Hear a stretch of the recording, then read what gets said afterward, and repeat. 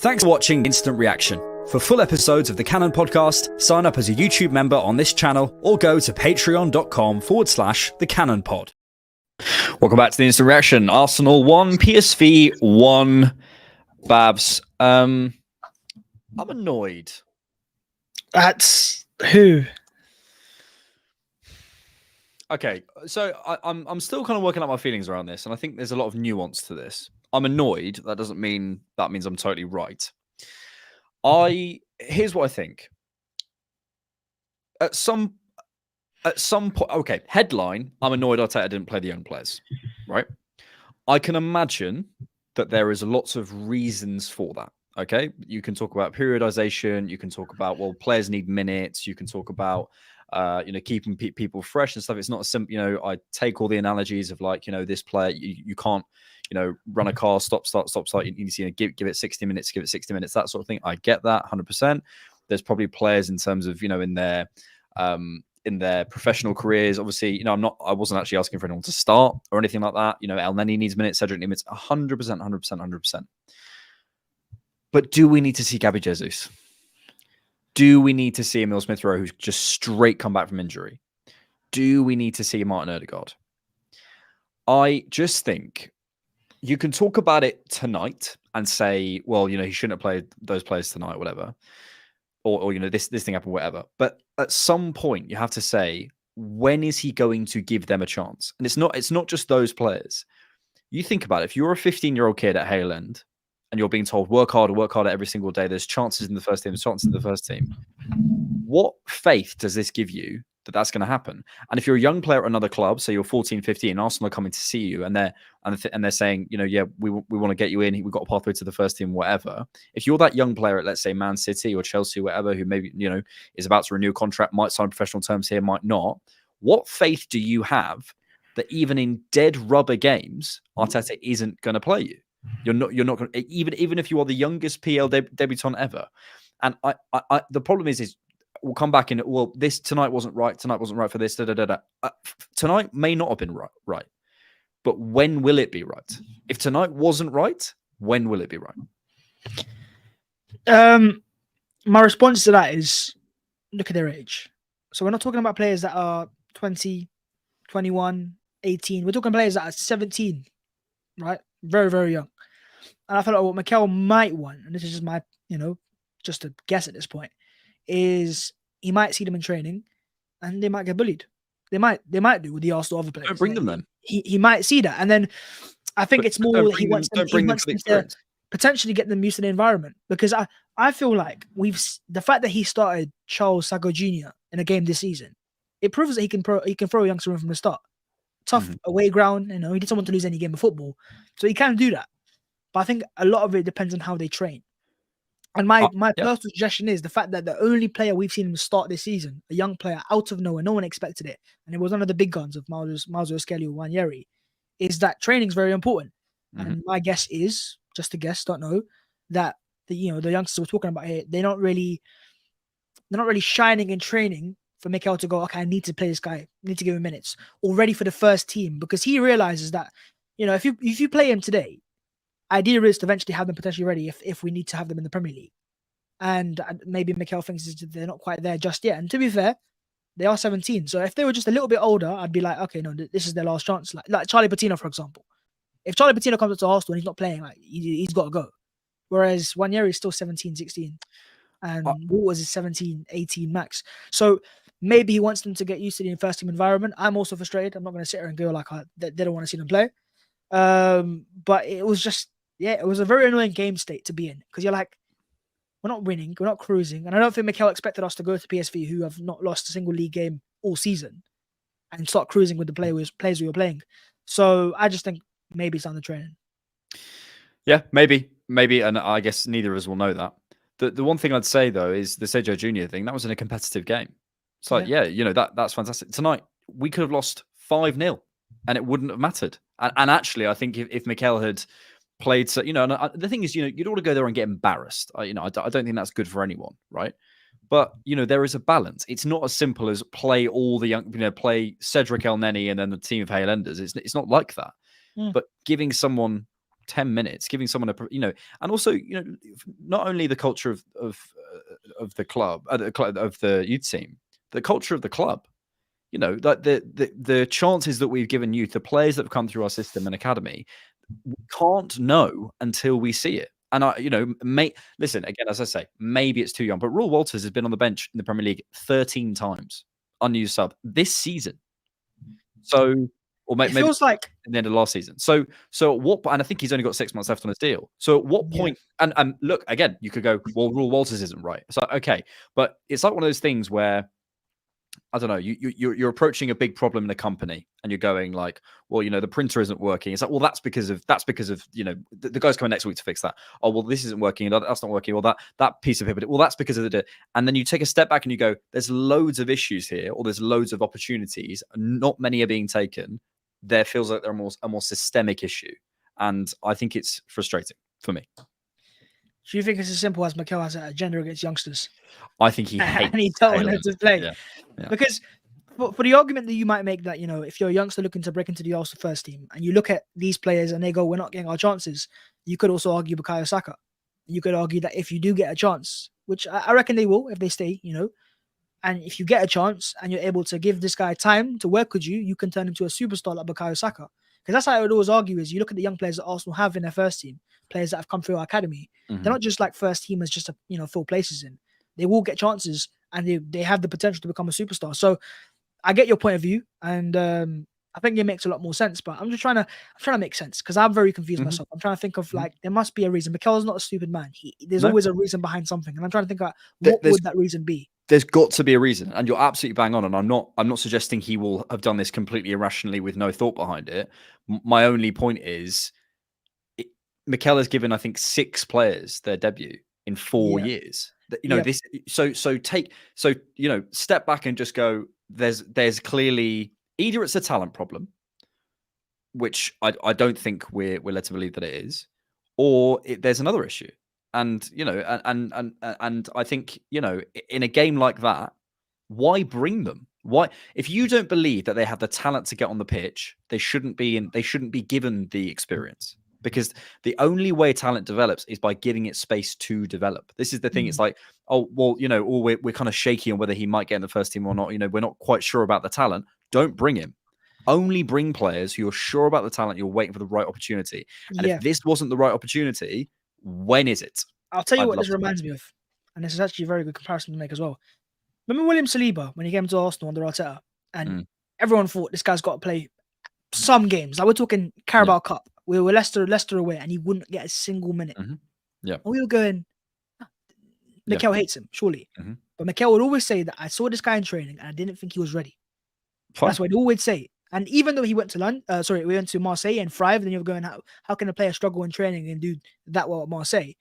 But Mikel must have seen something. And look at Saliba play for Arsenal now; it's worked out perfectly fine. So it reminds me a lot of that, of when fans just could not believe why is Saliba not playing, and when he got his chances, when the right time arrived, it was almost perfect. It was no mistakes. There was no. This was the perfect moment to arrive, and I believe with Wanyeri and Miles Skelly specifically, they will have that perfect opportunity. But I'm not quite sure it's at 17 or 18 years of age. Maybe so. But not everyone's William Saliba and not everyone's Bukayo Saka. And also, I'm a big believer in you have to give people space to develop. It's not as simple as you're put in and you are ready-made and you're cooked and you're perfect. You come in like William Saliba. Day 1 of last season, he was ready, right? Absolutely fine. Some players don't work like that, and they can get to that level, but they need time. It's similar to the conversation around leadership at a club. It's like, it's not as simple as you just put a leader in. You sign leader, put him in, he leads. That takes time. Leaders. We saw Saka taking the captaincy this year. He's going to take more and more responsibility as time goes on. Yeah. I don't want to linger too long on this because it's kind of my frustration, and I'm sure people have their own thoughts, etc. But yeah, I would say as a final point, everyone will have their opinions on this. The only thing I'll say is, whenever this is brought up, people say, well, that player wasn't right for that time, and that wasn't, but that's because of this, or Saliba wasn't ready, or, actually, well, this did it. And I go, okay, sure, that's absolutely fine.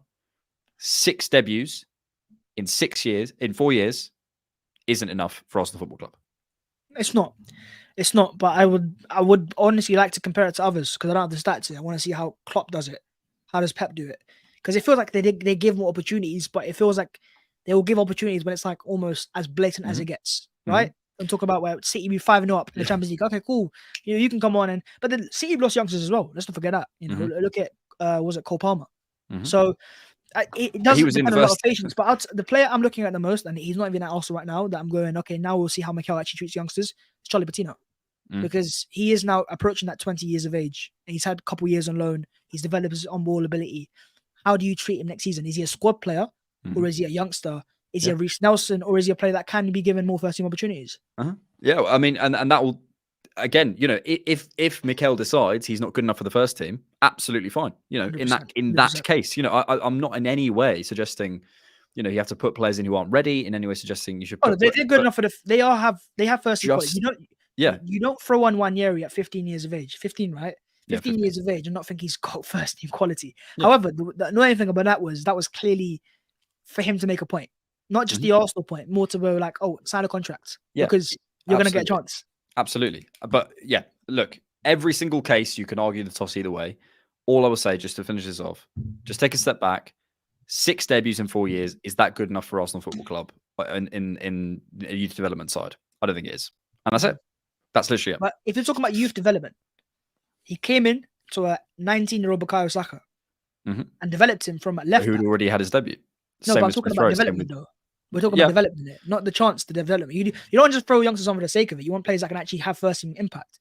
So development-wise, he's developed a young player from a left-back into one of the best right wingers in the world. He's developed him. I'm talking about giving a chance to. 6 chances given. I think it's like Ben Cottrell, Miguel Aziz, Balogun, Sergio Jr., Patino, and one other. I can't remember. Development-wise, Mikel can do it. It's about the opportunities. Yeah. And I feel like he will only give opportunities when he feels like it's nothing go wrong. Yeah. This youngster will not be thrown under any foul. Because if we look, Arsenal just lost a game against Aston Villa. If we lose tonight because we started all these young players and they have a bit of a poor performance, because PSV are a good team. They ain't no PSV away is even harder. And they get thrown under the bus. Arsenal fans, I'm not saying all Arsenal fans, but a lot of Arsenal fans will be like, okay, well, this guy's not ready yet. Don't throw him in again for the next 2 years.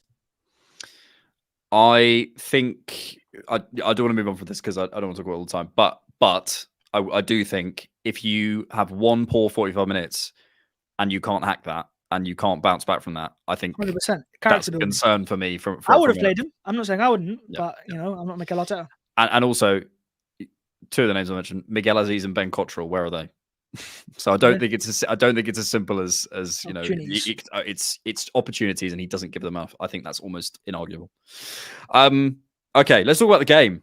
There's not much to talk about from a systemic perspective. The only thing I'd say is I think when you watch that game, there's a reason why top clubs aim for control, and we saw that this evening. And I think, when you can't control a game in the way you normally can, you see how many chances you give up. That's the only systemic thing I'd say. We just look like Man United because we were. Yeah, and I mean, to start Cedric and still, I guess, get a point and remain unbeaten. Obviously we lost one game in the group or group stage. Yeah, it's a good thing. I'm looking at the performances decent. A bit surprising because I thought with PSV, but I forgot that at one point PSV didn't have to win the game, right? So it became a matter of, okay, well, if they don't need to win the game, and I'm not sure how strong their team was in general, but to go there and, get a point and not lose, I don't think is a positive. There's just a few annoying performances. Trossard, I think is really poor. Eddie scored a very nice goal, but there's just something about Eddie's performance at times where he slows it down too much. I don't know what it is. It seems like he's lost his burst of pace. He's not, when he signed that contract back in 2022, it felt like he was a lot more agile. He was able to make things happen. Whereas now it feels like he's very slow at times, very sluggish, trying to, fight players off the ball rather than actually driving past players. Whereas Reece Nelson, on the other hand, is explosive, exciting, adds energy. And that's where I think fans saw that today. And, Nelson was on fire. And that's why fans want more of Nelson than they want maybe a Trossard who's not as explosive right now. Yeah. Yeah. The explosivity point is a good one. I think with Nketiah, he's the perfect squad player. But the problem is everyone wants him to go to that next level, and I don't think he can or will. But I think for as long as he remains at Arsenal and can be a striker who comes in when Jesus isn't playing, I think he's the perfect squad player. He comes in, scores goals, does the right thing. I don't think he's right for us, but I think it's a kind of ticking time bomb for when he moves on eventually. Let's go through player by player then. Okay. Can we talk Cedric Suarez? Yeah, listen, why not? Why not? That Travella pass. Yeah. Oh my God. Yeah, listen. What tell you what, pass. He's always been a decent technician. Like, he's also a good crosser. Yeah. It's not like that's something new. It's just that I think someone pointed out there he might have been out of position for the goal. He just does that. He has those little moments, or the little push on Son, and I don't think it was a penalty, but we know how he's had those moments. But he's not. We don't need to review it too much. I'd say solid performance. He had a great VIP experience playing on the pitch, and maybe that's his last ever Arsenal appearance. But you never know. Hey, you never know. You never know. I've just City away. He's there. He's starting. Someone's I don't know how reliable this is, but someone just put this in the chat, and I do want to reference it. Connor Hum, who I know is quite reliable from various interactions I've had with him, understand that Arsenal pushing Ivan Toney on loan in January. Chelsea also eyeing him. Let's see what happens. Interesting. See, why would Brentford accept that? I don't know. Unless it's an obligation to buy, because I don't know if people realise this, but Mbeumo and Wissa are both going to AFCON. Are they? Interesting. I'm pretty sure Mbeumo is. I'm not quite sure about Wissa, but Mbeumo is definitely going to Cameroon. So why would they let Tony go, Mbeumo go, and maybe Wissa as well? And I think Mbeumo's injured, is he? Who is he? I think so. So yeah, I can't see that happening. Yes. Someone just put, we'll give them Raya back. Cedric, look, jokes aside, I actually think he had quite a good performance. There was a couple of moments where he backheeled it. He had a couple of nice defensive moments and intelligent moments in the first half. But I think you saw for the goal, he is going to get caught out of position, and he's not right for us, and we kind of know that. It's just I think it's unfair maybe on a professional level to not give him minutes. Although the flip side is it unfair? Anyway, won't reopen that. It's totally fine. Let's do Ramsdale. I was worried he had to go off, which was I'm glad he could carry on. Tactical. Sorry about the tactics. You think it went down? If you notice something, Alex, is as soon as Ramsdale got up after, he kind of smelled. I was like, interesting. And Mikel gave him some instructions. That is interesting. Yeah, I think you might be right actually. That's interesting. Yeah, because he seemed okay for the rest of the game. Yeah, good spot. Saliba. I mean, that tackle and then block from Gabriel early on. He had a few little moments, I think, at times. Yeah. I'll tell you what, I think PSV's forwards had good movement, and they were making some very nice runs, very, very, very vertical. So at times, it was a bit hard to defend, but I think Saliba was solid. Nothing special, nothing too much. Yep. Similar to Gabriel, I think it made one error, which led to a shot or maybe a chance or something. There's not really errors. It kind of slip, they're trying to get for the ball. Yeah. We're playing quite a high line, and I think actually Clive Palmer made quite a good point at back, and he defines what he does based on Gabriel and White's movement. Yeah. I think because he moved one over and Gabriel was in the middle, it was just slightly off. Kivior, I thought Kivior was okay. I found in the last few games, I found him a little bit stiff. He's looked a little bit dodgy in position. He's fine. But the problem is I really rate Kivior, and I think with some time in the team, he could really grow into it. But again, just being dropped in and expected to, perform, I think is quite hard. What did you think? I think Mikel really wants him to work. And the fact that he started him against Luton tells me that. Because he realizes that Zinchenko isn't reliable against those big forwards like Mo Salah. But do you watch that performance today against Bakayoko and go, right, he can deal with Salah? I don't. No. And that's the issue. I feel like he doesn't feel natural as a left back. Even though he can play there, he hasn't given me like a natural left back feel that some players can play there right now. He still needs to develop quite a lot on the ball because he doesn't give me enough for what I want. And Mikel's left backs often are very important possession. He's got all the quality and all the ability, but I don't think he has the confidence in himself yet to go, give him the ball, I'll play that pass. This is my team. He still plays.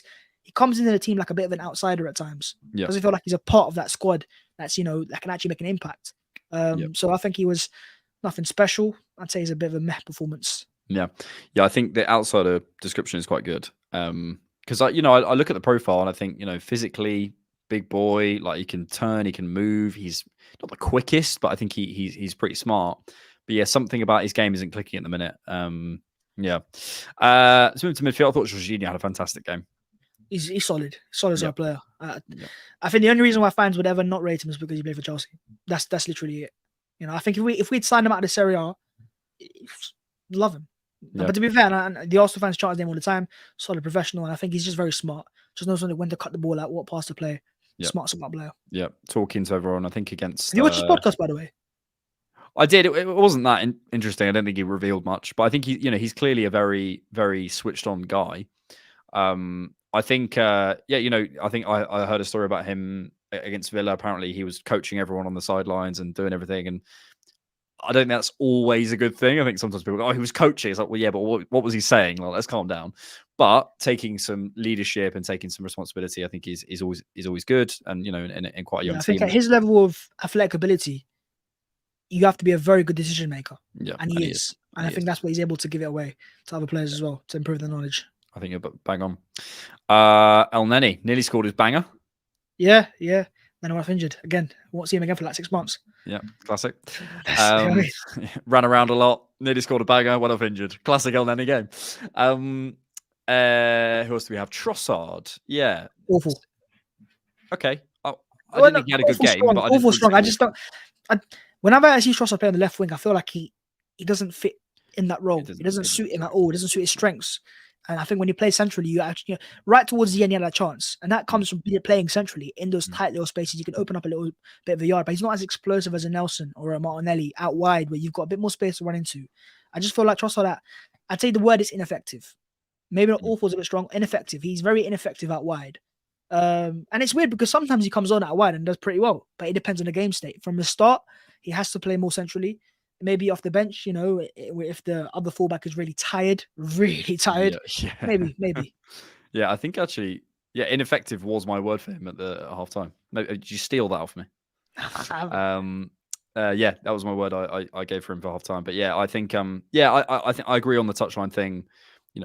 George has said many times he's not a touchline winger, and I agree. I just don't think he's got the explosiveness. I think he can receive out there, and he does okay, but he's not able to impact play from that position. He's so much more able to impact play. And you don't want him there either. You want him. He's a very tight space player, so get him in those spaces rather than out wide where he's got to almost just do a roll. That's why I don't understand. Not don't understand, but it's a bit annoying because our best players that excel in those half spaces are playing out wide off the time. Martinelli, Saka, Trossard. Yeah. Kai Havertz. Poor. Don't think he was good. I think he tried, but it feels like he needs Jesus. He needs the partner. He needs to have someone to play off with, because if he doesn't have that, he feels a bit lost. And often, the one thing obviously he keeps on doing is making very good runs, and we don't find them enough. And that's one thing I think fans are starting to see more often now. But it was a bit of an old Kai Havertz performance of earlier in the season, and I think it comes down to him and Eddie not being compatible, like a Jesus and Havertz are.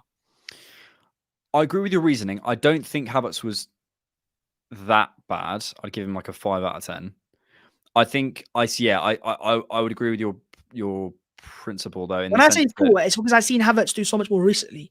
I was thinking, okay, a bit more. I think you're right. Maybe average is probably in your reasoning. I think you can see he was making certain runs and Trossard wasn't picking him up. He was making certain runs and Nelson wasn't picking. You can see that he's massively a facilitator on that final third, and he needs. I almost feel like with Havertz, he plays down or up to whoever he's playing with, rather than just playing at his level. Yeah. He's one of those players who, like, if you put him at Cheltenham, he'd play like Cheltenham, and if you put because he kind of picks up the energy of the team, I think quite a lot.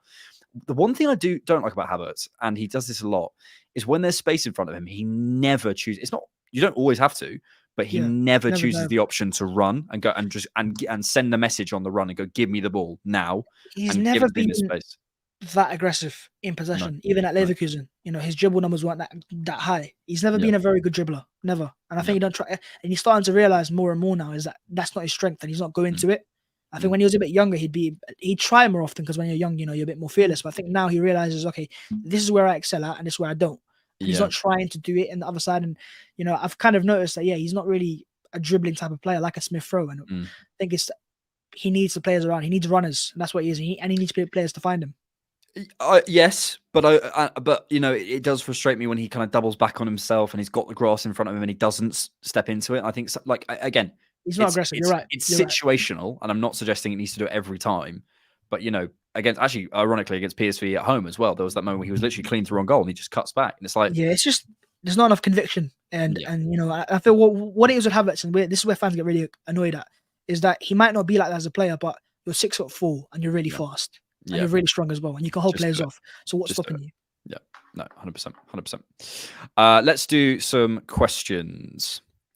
Bad Boy Scope says Trossard is a purely offensive player. His utility is on the counter when we have 70% possession. Yeah, I can't say I love his defensive output. Trossard's a player that does not suit tonight's game. He's right. He suits a game where against Luton off the bench, tight spaces, you've got to break it down a deep block. You want a player who can shimmy a little bit, open up a little yard and take a shot off. That's what he's good at. So he's bought for that moment, but he's having to start more games now because we do actually, so which is annoying because we didn't really speak about Nelson that much, we did at the beginning. We spoke about Nelson Neddy a little bit before. Yeah, well, Nelson's the player I'm looking at going in the future occasions when I'm trying to replace Martinelli's pace. I'm bringing on Nelson. Yeah, and Mikel keeps going Trossard maybe because Trossard's a better goal scorer, and if a chance falls, he'll score it. But as a wide forward in the system, Reece Nelson profile just suits us more. Arsenal fans see it and go, okay, I see what you're doing there. With Trossard, it's a bit like, he's trying, but he's not working out because he's not got the ability, not the ability, but I guess the physique to play out wide for Arsenal. Yeah. Leroy Marr says youngsters did not get a chance because Arteta need to try out tactics the team can use if Saliba's injured again like last year. Again, that part I can see. When bringing on Rice as a centre back, that I can understand. But it's the I reckon the only thing Mikel had the idea today with if my team's winning 2-3-0 or 2-1, or if they're winning, I'll bring them on. Right? If they're losing or drawing and it's tough and it's a bit physical, I'll go we'll leave it. And ultimately, look, we were talking about, why did he take them? But maybe that's Waters' first Champions League away day. Maybe. I don't think he's been a part of the other Champions League away days. Maybe same say likewise with 1 year. And they're going to get a nice VIP experience, on the bench. Get the nice coaches, nice first-class flights. Yeah, they're there, hotels, they're watching Netflix. Right? Yeah, they're doing all of that. I would like that. Listen, put me on the bench, Mikel. I don't want to play. There's always reasons not to do something, and there's always reasons to do something. And I think you just got to look at the big picture. There's not enough debuts. I think Rice was good at centre back. I thought he looked fine. I mean, he's played there before, and it's quite comforting to know that Rice can do that, and we can put Jorginho in there because I think we have more options who can play in midfield than at the moment. I think once Tomiyasu comes back and Timber comes back, we've got a little bit of cover there. Yeah. But I think knowing that Rice can do that and has done it for Arsenal in the Champions League game, I think is quite a nice feeling. Yeah, and I think more importantly as well is the fact that Mikel sees it. Because I don't want it to be a thing where fans are going, say if there is unfortunate injury in the later part of the season, make it Arsenal fans, they're going, play Rice there, and Mikel's not doing it. The fact that he's done it tonight he goes, okay, look, I see this as an emergency option, and I've tried it tonight, and I think it worked. Yeah. Sway says Reece has a very high floor in my opinion compared to other players. I'm surprised Arteta doesn't trust him more because of that. Yeah, something I felt about Reece this evening. I love Reece Nelson. So listen to me say that again. I love Reece Nelson. I wonder whether his movement is still a little bit off. And the only way I can describe it is it feels like he's always 2 yards ahead or behind himself. Doesn't feel like he ever quite times his arrivals. Doesn't feel like he ever quite stands in exactly the right place to receive it. Doesn't feel like he ever quite gets the channel right, quite gets the run right. I think in terms of his ability on the ball, there's not many better wingers at the club. I seriously put him in, say Sacco Martinelli, but I think the next best winger on the ball is Reece Nelson. But in terms of his movement, I find it a little bit, and then it makes it harder for him to impact the game. Yeah, but in terms of you're right, I do hate him. It's the explosiveness that I love. He's a player that you think of from the start. We've seen a lot of Nelson cameos off the bench where he's looked very good. But now to see him play, from the start and be explosive and make things happen, I think it was 5 out of 8 dribbles, 11 ground balls. We're talking about a player that's making things happen. And that's why fans like when he plays, is because they can see what he's doing. With Havertz, at times you're going to have to maybe watch again, have a second look to see what he's doing. With Nelson, you see exactly what his idea is. I want to beat my man. I want to make things happen. And it's all about, I think, energy. And when I watch Nelson play, I go, oh, something might happen here. When I watch Eddie get the ball and he's receiving the ball and he's driving forward, I'm going, right, he's going to turn back and there's a pass sideways. I don't see him explode past players. And maybe that's not his profile, but when you see Gabriel Jesus play as a striker or Trossard play as a striker and they're trying things, that's why I think I like Nelson's profile a lot, is because he tries. And he might not get past his player, but, God loves a try. He does try, and you can see the idea. And there is the maverick gene in him, which I love. But the fundamentals. You need the fundamentals. The reason you know where Eddie's going to go is because he's doing the right thing that a centre forward should do. And I'm not saying that Reece should do everything all the time that he should be told to do. But there's a reason why standing in that position there with your feet planted like that is better than standing in that position like that with your feet planted like that in this situation from a coaching perspective. So I don't know. Mikel's style of play. I just feel as though Reece maybe he's trying to prove himself, which would be completely understandable. But I just want him to almost play his game, trust that it will come. And I think if you keep doing the right things and add a little bit of sauce, I think it'll be okay. I think at the minute he's trying a little bit too much, taking someone on rather than doing the right thing, keeping the ball in the final third. And that might be what gets him in this Arsenal team. Do you reckon Mikel's style of play is too fundamental and anti-maverick in a sense? Because you look at Bukayo Saka, and he's a very fundamentally good player. But I think the reason why a lot of people outside of Arsenal rate him as highly is because they go, he's not one of those that maverick skill, that we see from other players. But you look at how I think the prime example is Mikel's previous partner Pep took one of the biggest mavericks in the league for £100 million and turned him into a very fundamentally good player. But fans go, he's not really good anymore. So maybe that's why people see in Eddie Nketiah. Maybe that's what he wants. He wants a fundamentally good player, and it might be frustrating to watch. But if he works out for us in the course of the season and we got a title, we care. I think that's why Eddie clearly trains very well. I'm not stressing Reece doesn't, but Mikel has said in the past that Reece has now started to train at a really good level, and that implies something before. So I think. I don't know. I just think if Reece stood exactly where Mikel wanted him to at all times, I wonder if he'd get more minutes. Which is maybe not the player he is, and then that's fine. Then you have different styles of players and managers, but I do think to win Premier Leagues, you almost you need ideologues really as managers now who can just get their chess pieces and move them around and control games that way. Yeah, if you've ever seen, because obviously it's positional play, if you've ever seen Thierry Henry explaining how he worked under Pep Guardiola. And how he couldn't drift and how he had to stay in certain areas. Mikel's going to be similar. He wants you to be in a certain, because his idea of football is different to maybe what Reece Nelson sees as, okay, I want to take my man on. He goes, hang on a minute, mate. I want you to be in this specific area to pick up the ball. And that's, I think he even said at one time, he goes, with Saliba obviously being very, very good at dribbling out of the back. He hates centre backs dribbling out of the back. It's too much of a risk. Yeah, exactly. We'll leave it there. Pleasure. If you want to hear our discussion about the young players, I think I've seen a few comments. You can go back to the beginning of the pod. Check out the Cannon podcast. As always, subscribe to the channel. Give us a little like on the video. Maybe even sign up to our Patreon or our TDK member side. Not TDK members, TCP members side. Sorry, apologies. Plug them as well, mate. And TDK. Sign up to all of them. Pleasure, Bravs. Jesus Christ, I'm tired. Bravs, mate.